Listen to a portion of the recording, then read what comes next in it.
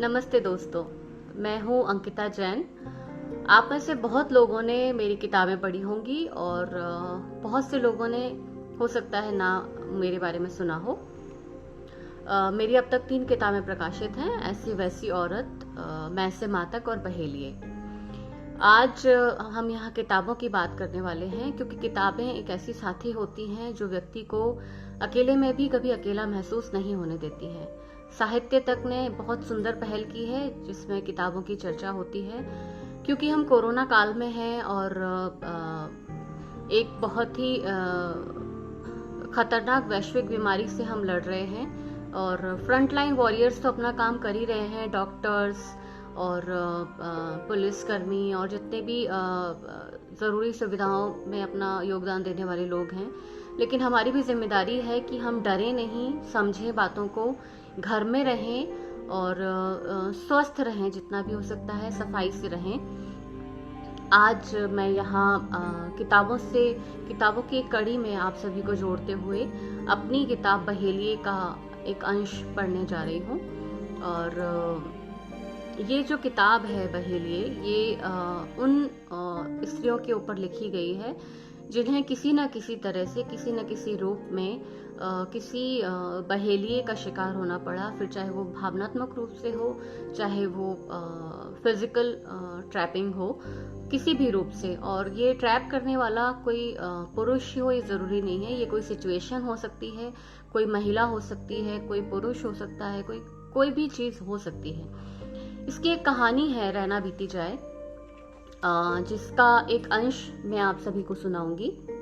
इसमें 2 किरदार हैं, आकाश और मीरा। आकाश और मीरा के बीच की ये कहानी है और कहानी क्या है ये तो आप किताब पढ़कर ही समझ आएगा।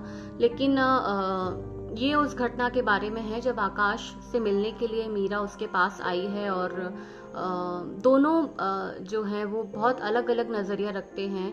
दोनों ही साहित्य जगत से जुड़े हुए हैं, एक लेखक है, एक पत्रकार है और दोनों का अपना अपना नज़रिया है स्त्री और पुरुष को लेके। मीरा जो है उसने अपने जीवन में बहुत जद्दोजहद देखी है तो उसका अलग नज़रिया है, और आकाश जो है वो कल्पनाओं में विचरण करने वाला लेखक है तो उसका अलग नज़रिया है। तो इन्हीं बातों को लेकर ये अंश मैं यहाँ पढ़ रही हूँ। और साथ ही इस अंश को पढ़ने का एक मकसद ये भी है कि ये स्त्री और पुरुष के बीच के उस भेद को शायद बता पाए जो इस कहानी में और इस किताब में दिखाने की कोशिश की गई है। आकाश ने मीरा को बाहों में कसते हुए एक गहरी सांस ली और बोला, जानती हो, रात भर बरसी बारिश के बाद वाली सुबह देखना कैसा होता है? कैसा? मीरा ने मुंदी आंखों से ही आकाश की बाहों में अंगड़ाई लेते हुए पूछा। किसी स्त्री को देखने जैसा, आकाश ने मीरा के चेहरे पर अपनी नजरें टिकाते हुए कहा। मीरा की आंखें अब भी बंद थीं। उसकी बंद पलकें किसी पहाड़ की गहरी ढलान जैसी थीं, घनी और वृत्ताकार। उसकी भवें धनुष सी तनी हुई जिनके छोर उसकी आंखों से मिलते। उसकी नाक पतली और नुकीली जिससे फिसल कर सीधे उसके होठों पर गिरा जा सके। उसके होठ हल्के कत्थई उसके गेहूं रंग पर खूब सजते। आकाश ने उसके होठ चूमे और बोला, उठो ना मीरा, मुझे बात करनी है। सुबह सुबह राइटर मोड ऑन हो गया क्या तुम्हारा? मीरा गुनगुनाते हुए बोली। इतनी खूबसूरत प्रेमिका जिसकी बाहों में हो, वह प्रेमी लेखक ना हो तो क्या हो? आकाश बोला।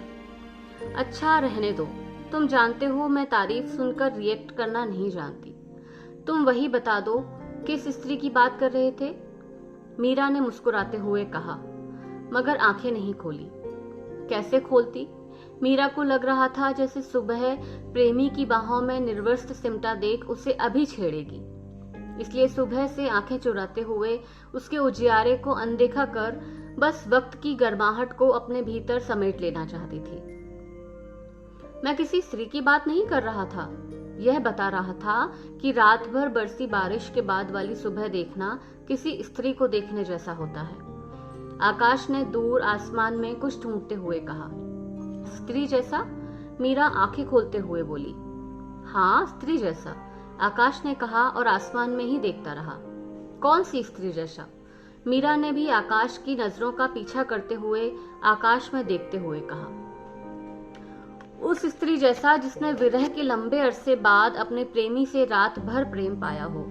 उसके माथे की बिंदी जो अब उसके प्रेमी की छाती पर बालों में उलझी हुई है, वैसी ही लगती है जैसे बूंदों के दबाव से कुछ नाजुक पत्ते मिट्टी में दबे अपने अस्तित्व की गवाही देते हैं। बारिश के बाद भीगी सड़क पर यहाँ वहाँ भरा पानी उस स्त्री पर बने प्रेम के चिन्हों जैसा लगता है। जैसे सड़क पर जगह जगह भरे उस पानी को बुहारा नहीं जाता, उसे वैसे ही छोड़ दिया जाता है, खुद सूख जाने के लिए।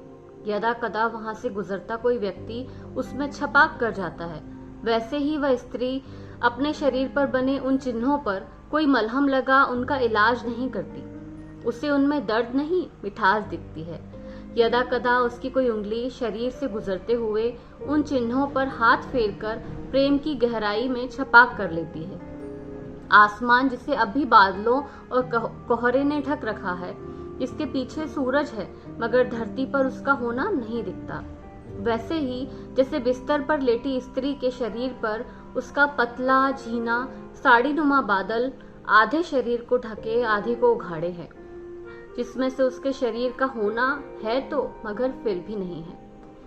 बारिश के बाद सुबह की हवा में न ठंड होती है न गर्मी, एक शांत शीतल लहर होती है, जैसे उस स्त्री के श्वास में होती है संतृप्ति के बाद। वो जो चाहती है कि अब कुछ दिन धूप ना खिले, बादल और कोहरा उसके प्रेम को आलस्य और ठंडक में दुबकाए रहे और शरीर को प्रेमी के प्रेम से गर्मी मिलती रहे। तुम्हें ये सब उपमाएं नहीं सूझती? आकाश ने अब तक आसमान में अपनी उपमाओं की स्त्री बना ली थी। उसकी उंगलियां मीरा के शरीर पर अटखेलियां कर रही थीं और मीरा न जाने कौन सी स्त्री ढूंढ रही थी। फिर आकाश की उपमाओं के विपरीत अपनी स्त्री ढूंढते हुए बोली, नहीं, क्योंकि मुझे यथार्थ दिखाई देता है। ओहो, कभी तो कल्पनाओं में जी लिया करो मेरी जान। अच्छा बताओ, कैसा यथार्थ? आकाश ने मीरा के गाल पर अपना गाल टिकाते हुए पूछा। वो औरत देख रहे हो? मीरा ने उसे एक झुग्गी की तरफ इशारा करके दिखाया, जहां एक औरत अपनी खपरेल पर एक और बरसाती चढ़ा रही थी। फिर बोली, बारिश के बाद मिट्टी में दबे पत्तों को देख मुझे चूल्हे के लिए आई वे गीली लकड़ियां दिखाई देती हैं जो उसने कल रात सोने की जगह बनाने के लिए अपनी झोपड़ी के बाहर टिका दी थी, और अब वे लकड़ियां बारिश में भीग चुकी हैं। सड़क पर जहां तहां भरे पानी को देख मुझे उसकी खपरेल के वे छेद नजर आते हैं जिन्हें ढकने के लिए उसने 2 दिन पहले ही एक बरसाती चढ़ाई थी और जो अब तेज हवा से फट गई है। बादलों और कोहरे से ढके आसमान को देख मुझे उसकी झोपड़ी में जमीन पर सोए हुए बच्चे नजर आते हैं जो रात भर टपकते पानी से बचने के लिए जगह बदलते रहे और अब भी नींद में ऊँघ रहे हैं। मैं नहीं चाहती कि ये बादल और देर रहें। मैं चाहती हूँ कि धूप खिले, बादल और कोहरा छट जाए, उसकी लकड़ी सूखे, छत और जमीन भी उसके चूल्हे को लकड़ी गर्म करे और बच्चों के ठंड से सिहरते शरीर को धूप गर्म करे।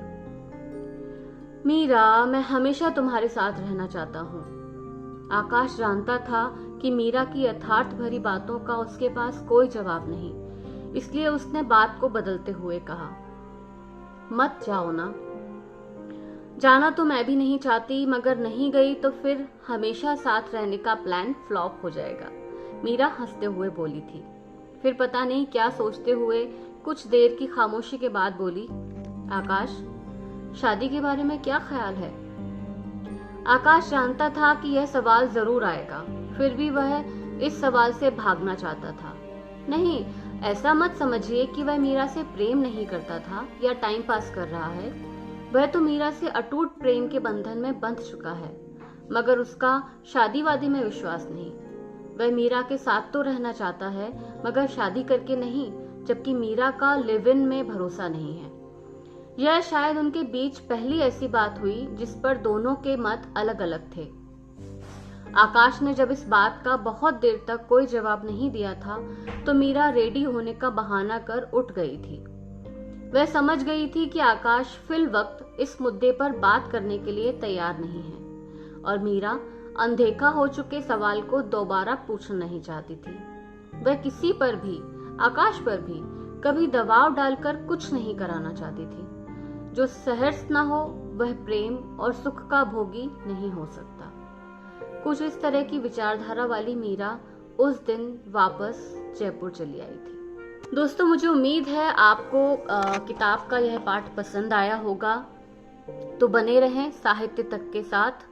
साहित्य आज तक की यह बहुत खूबसूरत सी पहल है, जिसमें अगली कड़ी में आप मिलेंगे मेरी किसी साथी लेखक से, जो लेकर आएगी अपने किसी पाठ का खूबसूरत सा अंश। और इसीलिए इस पेज से जुड़े रहें और पढ़ते रहें, सुनते रहें सुंदर सुंदर सी किताबें, और खोते रहें किताबों की खूबसूरत सी दुनिया में। तब तक के लिए नमस्कार।